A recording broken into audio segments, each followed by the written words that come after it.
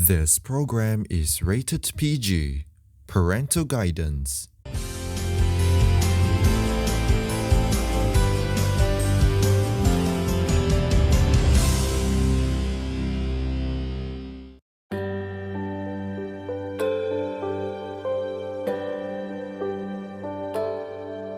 Welcome to this very special edition of GFTV's Furry Voices with me, Pausri Hamtux Chushni. Today, we are here with FurUM's CT Wolf, Chairman of furcon Malaysia. Welcome to the program. Hello, hi. Thanks for having me. Nice to meet you, CT Wolf. First of all, how is everything? FurUM is tomorrow as of time of filming.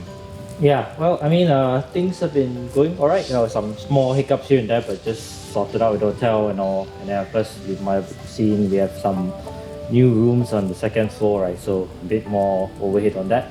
Just having a bit more preparations there. But so far, things have been looking good.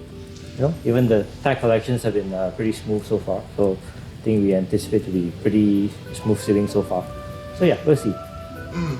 Were there any new challenges met when you were planning for this event? Because it seemed like you got a lot more new rooms this time. You got to use level 1, 2, 3. Again, I think it's just thinking of how to visualize on the rooms, right? And then I think for us, at least from our experiences, that we try to bring back a small piece of our experiences overseas back home. That's why this year you can see we thought about having second floor as like an experience room or like a place for people to hang out more. That's why we brought in the arcades. Someone suggested to try a balloon room for our first time, so why not? And then the artist alley is in the second floor. So that's why we designated those floors for. All these things come some additional overhead to prepare, so we had to, I guess, prepare things one day earlier, even though it's a 2-day convention. Apparently you rented arcade machines. But there's My Mind, there's Taiko, there's all those. How did you get them in here, sir? We just contact the vendor and just engage with them and just ask the price. If the price is right, then we just engage with it. We just get it to what we can afford, and it's enough to get a few machines, so it's just better than nothing. Because it's not like those insane large-scale conventions in the US. We've been to quite a bit of US cons, and then see, they have like very nice dedicated rooms for people to hang out. So of course, if we have the chance, then we are trying to provide this to attendees to experience, and we'll see how it goes. Whether they enjoy it or not. And for all of this work to come until this event, this is your 8th in-person event. How does it feel to be able to hold so far? Like see grow from a small convention until such a scale where you have people even from the Middle East, Eastern Europe attending your convention? Well, for us, we're very realistic. So, whenever we host, again, the first event is just more of like a expensive private gathering. Initially thought of an expensive private gathering, if no one were to come, then it would be just that. If people come, then that will be fine. Then we just, go with the flow and just adjust it as it goes by, So if it gets bigger to the point that we can grow, then we just try to grow it. Otherwise, we just sustain it to whatever we can afford, basically, resource-wise and workforce-wise. FurUM has been having this increasing trend in attendee count. This might be the biggest FurUM yet. Like furries around were like 8,000s already. Look at the attendee number. Is it actually over thousands? Yeah, it is. It's about 1,000. You can see this year the tag count is should be accurate to the amount that you have. So, beyond 1,200. Did you anticipate this during your planning? Did you face any challenges? We already estimated to what limit that we are comfortable with. Again, it's a team decision of that. We still have a form of soft limit. It's just that thankfully this year it didn't go as quick as last year. Thankfully, it was just nicer. So hopefully things go well and we'll be able to cope with it. Each event that you hold has its own unique theme. This time it's Furkini Bottom.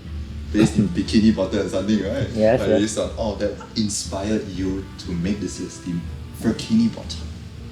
Now again, as I mentioned, for us, some things we decide as a team. So in some situations where we just have a bunch of teams and then the team just votes for which team they want, and then if it's feasible, then we'll go with it.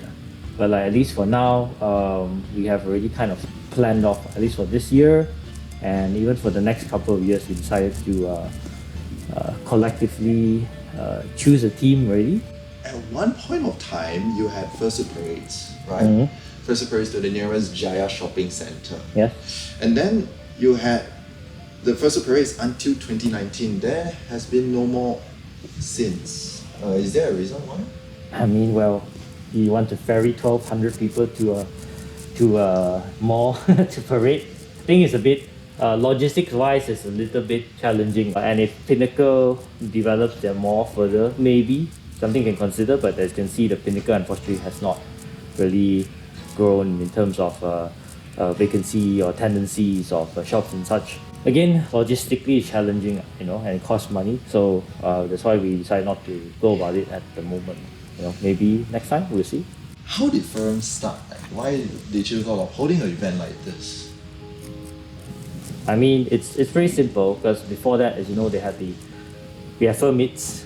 Fur meets, right? And everyone once in a while have fur meets. Like my finance director Marvin, we've known each other for quite a while, so he was the one who held like a lot of fur meets and such. Right? For me, I wasn't really as engaged with him in the local community at the time. As time went by, I started to went over to conventions overseas. Then we came back together and just talked about it and saying, hey, why don't we try something here? Right? So again, it's just aside from making a fur meet, you can try to make it as a con. We just set aside an amount of money that we were able to fork out and have it as a total loss, right? Put it in the room and just make an event from that. If it doesn't work out, it's just an expensive private gathering, no biggie. So but then in the end it worked out. So then we just continued on, and then here we are, pretty much. And then now that FurUM is known around the world, people from across our network, they are already looking at FurUM.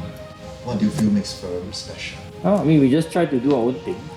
I guess maybe we try to just, like what I was saying earlier, bring some small experiences that we think that is worth bringing back and just deliver it here. Like, for example, this year we had enough money to do the arcade room because big cons like BLFC and FF all have their dedicated arcade rooms.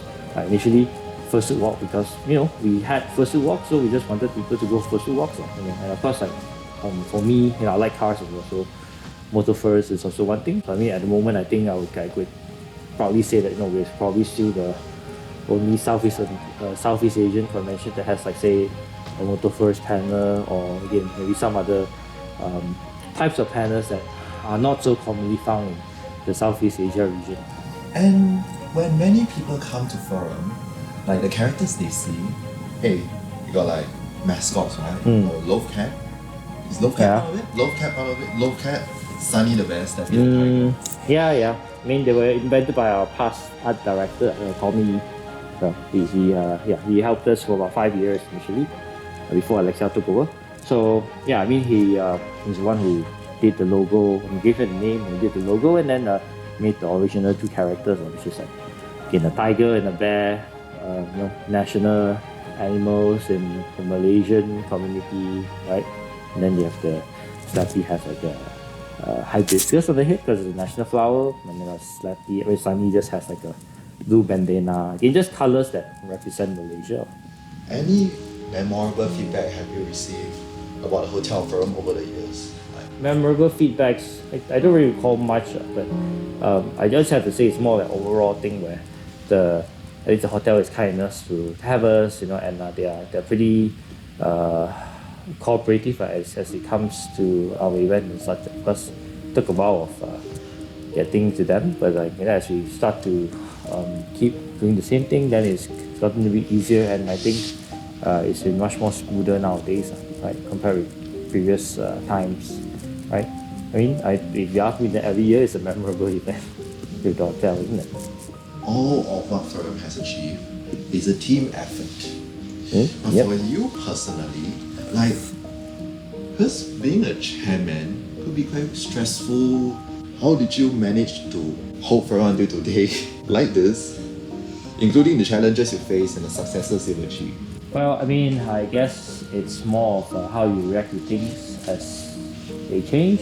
More importantly, in the team, you need to know who is good at what and who's not so good at what. And try to encourage them in a way that they can do what they are best at doing, so that they provide the best, to the convention and such. Tell you what your team's strengths and weaknesses, understand them and try to accommodate this and that. How big is your team right now? It started with five, right? Six of us. Then I think now 30 this year. 30. Full staff members? Mm. How about we include the volunteers? 20 over to 30 probably. We would have a lot of people who would say, hey, maybe one day I want to hold a furcon. You're chairman of a furcon. You've held so long. If someone were to want to, hey, I want to hold a furcon, what would you suggest to them? Be realistic and just scale it to what you can afford. So don't overcomplicate things, Just keep it simple, right? And then if you're able to, then you slowly expand on aspects that you think will make it a better convention, as much as you are able to do so. Then it comes to this part where it's scary. Money. And then it comes to how much you have to spend for the venue and all your merch, decoration. You have to decide on the ticket prices. Mm-hmm. How do you decide on that?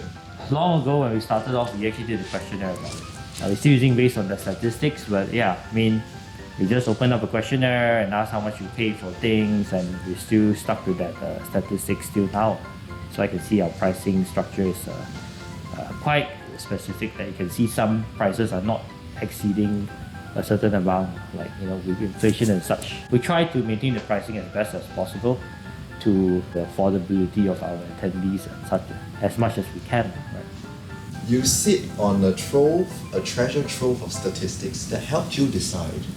Then when you first time hold the event, how did you decide? Or when you had nothing on your hand? The one will be just depending on the stability of your own job, right? Again, all of us have been pretty comfortable in life so far with our jobs and such, and to the point that we are able to afford this amount of money, so just make a convention this size. So that's how it started. So long as you are sustainable, right? You must make sure that you are not affecting your own livelihood doing this. It's not like you put your money and then you can just run away with income. Next year, you got some spare money from your bonus, put it in, and then you do it again, right? You keep doing it, at the point that you see, oh, okay, it finally flattened out, and then things finally work out. It's something like an investment. You had a heart for it, you hope for it. And this time, FurUM, since 2019, you started to work in a charity organization. How did that first start? We just ask around, basically. We just look around and, oh, there's one that we picked, the team collectively picked, and then they're okay with it, and then we just decide to work with them. And I think since they've been receptive of this, the funds have been used for, I suppose, the correct purposes so far. And so we've just been working with them. Then the dynamics of furcons. Because not all furcons have the same kind of style. There are different arguments where it goes, hey, a furcon should interact more with the public to improve understanding. Then there's another side that goes, we cater for furries only, we don't care about what's outside. So for you, should furcons focus on interaction with the general public or just focus on furries? Initially, we thought of it being a public thing, but it may be better in this region to keep it as more of a private event. I'll not say private, more like an enclosed event. People want this so-called safe space to enjoy their hobby, which unfortunately some may not see as normal or nice. And that's also the reason why we haven't really used like convention centers like some other overseas events. Since the 2010s, Southeast Asian furries have been growing in numbers. There are more events. Malaysian furries are more visible in FurUM already. So how do you see the growth of Southeast Asia, this furry community here? I would say it's gradual. There's probably some limit to it, but we're still finding it out. Yeah, the community is still growing, but still a very young community here compared with the overseas community in US, Europe, and so on. Like Asia in general, especially Southeast Asia. It's still growing, but again, I think it takes a few more years before it will actually mature to what we expect. As the community grows here, of course FurUM will keep growing, right? And as more people get to know FurUM, as more people come to join FurUM, this year being your biggest event, what do you feel the future holds for FurUM as chairman? For me, I just give you one quote, which is just go with the flow. I'm a wolf, and you can see that if you spell wolf reverse and reverse is flow. So just, again, sustainability and scalability to whatever that comes to you. So it's either your event goes bigger or smaller, depends on what you're capable of. And finally, CD, any last words for the audience? Well, last words. Well, I guess, thank you all for your support for our convention and all. And like I said, as my advice to people, I always tell them, just do whatever you can do in life, be realistic, right? Don't worry too much about things. When good things come, they will come as you do naturally, right? Thank you, CT, once again for joining us in this program. This interview will let more audience members get to know FurUM and you better. And hope that this year's FurUM will go better. Yep. Thank you for your CT time. once again. Have a great and wonderful fluffy day. This is Paul and Shushni. Thank you for watching. And cut.